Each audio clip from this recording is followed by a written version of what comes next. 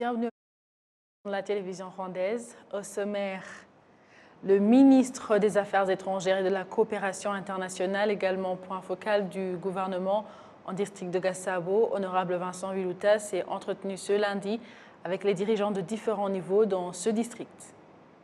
Au sommaire également, les personnes qui se sont rétablies de cancer en collaboration avec les autorités sanitaires exhortent tout le monde en général à se faire souvent consulter pour connaître leur état de santé par rapport à cette maladie et à s'abstenir de consommer trop d'alcool et de fumer afin de bien se protéger.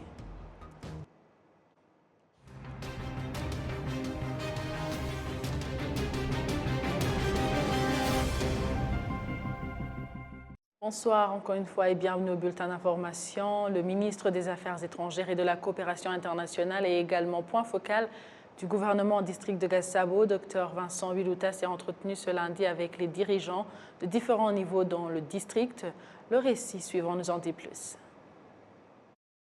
La direction de ce district indique ce qui a été fait en matière de développement en collaboration avec différents partenaires, où 95 881 nouveaux emplois ont été créés sur 1 500 000 prévus au niveau national. 52,3 km de routes en bitume ont été construites. L'accès à l'électricité et à l'eau potable est à hauteur de 95%. La direction du district de Gasabo indique en outre que 13 608 hectares de terres consolidées sont désormais exploités et on y a cultivé du haricot, du maïs et du riz et que 2114 vaches ont été accordées aux familles nécessiteuses pour l'élevage. Des membres du conseil des secteurs ont par ailleurs indiqué qu'il y a des points pour lesquels un plaidoyer s'impose, notamment que le secteur de Gisozi compte 53 000 habitants mais ne dispose pas de centre de santé. Les conseillers ont en outre souligné qu'il y a des secteurs dans le district de Gasabo qui sont isolés en raison du manque d'infrastructures, notamment le secteur de Lutunga, où ceux qui sont venus de ce secteur ont fait observer que pour participer à la réunion, il leur a fallu faire 3 heures de route, tout simplement parce que le secteur de Lutunga ne dispose pas d'infrastructures routières. En 2021, le district de Gasabo s'est classé 22e en ce qui concerne le trouble de croissance chez les enfants et selon la direction du district de Gasabo, ce problème est le résultat d'un nombre de personnes qui quittent d'autres provinces pour s'installer à Kigali à la recherche de meilleures conditions de vie. Secteur Lugela dans le district de Nyabihu se disent inquiets car la maternité de l'hôpital de Nyakivida n'est plus utilisée depuis maintenant 3 ans. Cela a affecté la santé des bébés et des mères pendant l'accouchement. Les autorités disent qu'il a été fermé parce que la route menant à cette maternité a été endommagée. Oumana Odette, qui vit dans le village de Nyakiliba, et indique qu'il faut au moins 100 mètres de chez elle pour se rendre au centre de santé de Nyakiliba en raison du fait que la maternité de ce centre de santé n'était pas opérationnelle depuis 3 ans. Son deuxième bébé est né en cours de route alors qu'elle était emmenée au centre de santé de Nyakigezi. Elle dit que même si elle a accouché avec succès, ce fut une lutte car elle n'avait pas le choix. Certains résidents disent que de tels incidents se produisent uniquement parce qu'ils essaient de précipiter la mère enceinte à l'hôpital pour accoucher, mais qui doivent parcourir une longue distance à pied.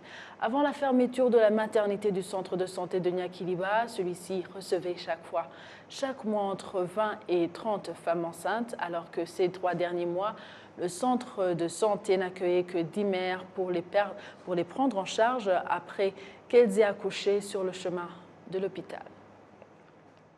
Les personnes qui se sont rétablies de cancer et les autorités sanitaires exhortent tout le monde en général à se faire souvent consulter pour connaître leur état de santé par rapport à cette maladie et à s'abstenir de consommer trop d'alcool et de fumer afin de lutter contre cette maladie. D'autre part, les autorités sanitaires affirment que des efforts ont été faits dans le traitement de la maladie, ce qui a évité un grand nombre de décès dus au cancer.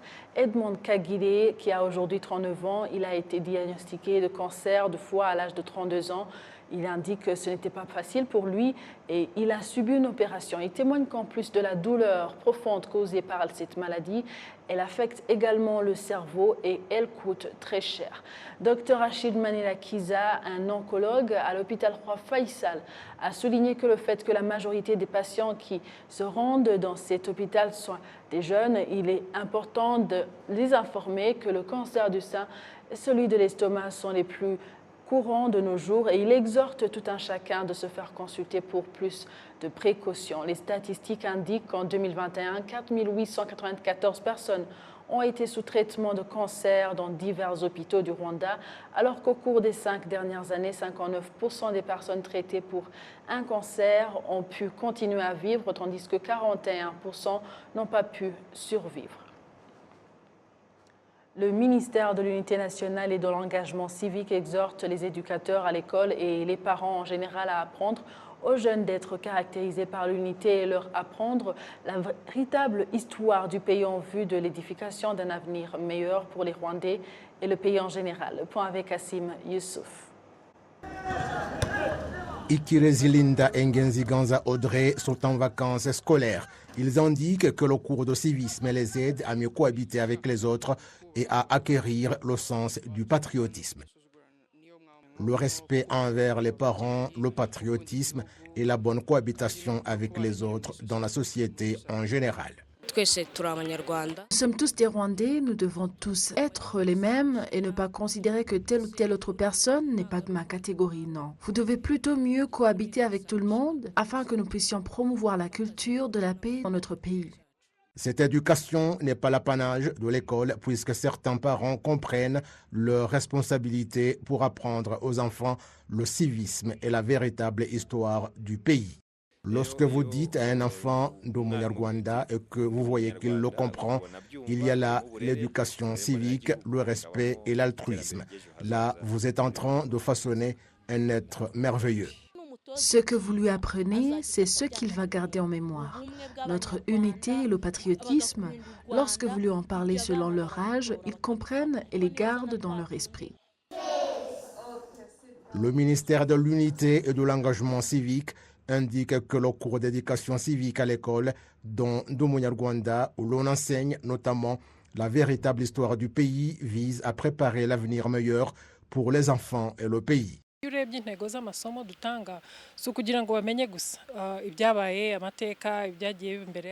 Le but des cours que nous dispensons n'est pas pour qu'ils apprennent seulement l'histoire et ce qui s'est passé pendant l'époque coloniale et après, mais c'est plutôt s'y appuyer pour que l'enfant comprenne qu'il ne doit pas se conformer aux mauvaises choses du passé, mais leur montrer qu'il y a l'unité et qu'ils doivent être unis. C'est pourquoi nous avons introduit Ndi Umunyarwanda dans le cours d'éducation civique pour qu'ils comprennent que le divisionnisme, le régionalisme et les différences morphologiques ne peuvent pas nous aider à atteindre l'objectif que le pays s'est fixé.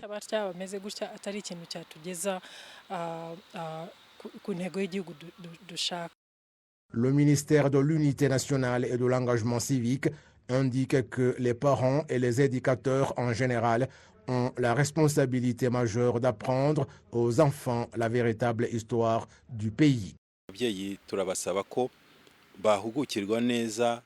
Nous invitons les parents à mieux connaître l'histoire dont ils parlent à leurs enfants. Si vous avez joué un rôle dans la sombre histoire, comprenez que l'enfant a besoin d'avoir une vie meilleure dans l'avenir. C'est donc un impératif de lui dire la vérité.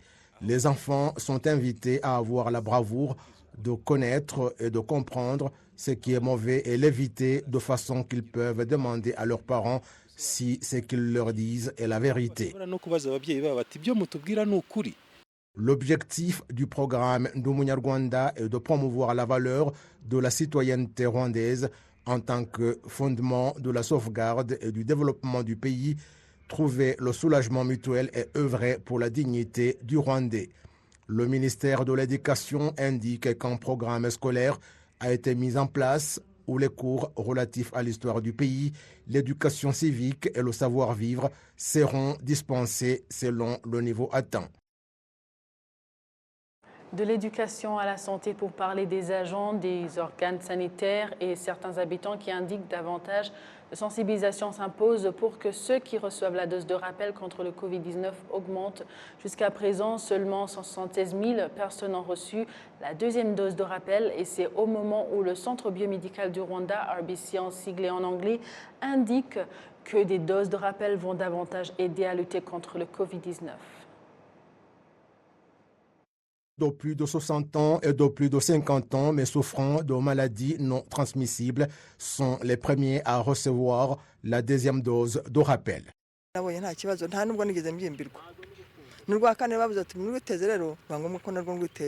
Pour toutes les doses contre le Covid que j'ai reçues, je n'ai eu aucun problème.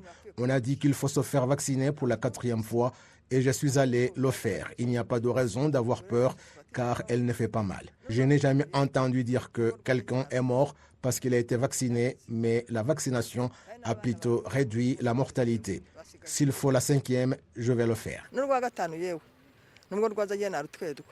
La population en général indique qu'elle a compris le bien fondé de la vaccination complète et les doses de rappel contre le Covid-19. La dose de rappel que j'ai reçue ne m'a rien fait. J'ai entendu dire qu'il y a la 4e et je voudrais savoir là où on peut l'avoir pour que je puisse terminer ce programme. Les vaccins aident dans beaucoup de choses. À notre âge, si nous ne sommes pas vaccinés, on peut mourir de Covid. Certains agents des organes sanitaires indiquent cependant qu'à l'heure actuelle, le nombre de ceux qui se présentent pour les doses de rappel est faible. Le ministère de la Santé indique par ailleurs que la population de moins de 18 ans n'est pas autorisée à prendre la dose de rappel.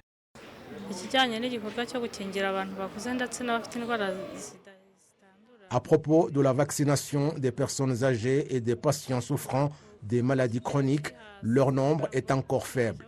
Par rapport à ceux qui ont reçu la 3e dose, ils devraient se présenter en grand nombre. La sensibilisation s'impose pour qu'ils puissent venir en grand nombre. Ceux qui participent à ce programme nous disent qu'ils trouvent que la dose de rappel est très nécessaire. Le centre biomédical du Rwanda indique que personne ne doit se faire de soucis quant au nombre de doses de vaccins contre le Covid-19, car ce n'est pas le seul vaccin qui est distribué plus d'une fois pour riposter au virus.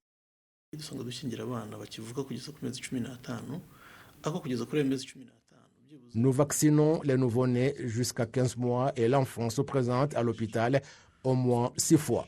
Il y a des vaccins que l'enfant prend plus d'une fois, notamment le vaccin contre la poliomyélite 4 fois, celui contre l'hépatite 3 fois et concerne également les personnes adultes, contre la rougeole 2 fois, contre la pneumonie 3 fois, contre le tétanos 3 fois, contre le cancer du col de l'utérus à partir de 12 ans 2 fois.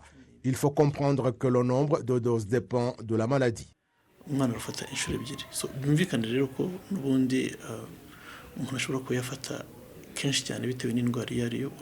Les statistiques du ministère de la Santé révèlent que jusqu'au 21 août, plus de 9,62 millions de personnes ont déjà reçu la première dose, plus de 8,910 millions ont déjà reçu la 2e dose, 5,440 millions ont reçu la dose de rappel et 175 939 ont reçu la 2e dose de rappel.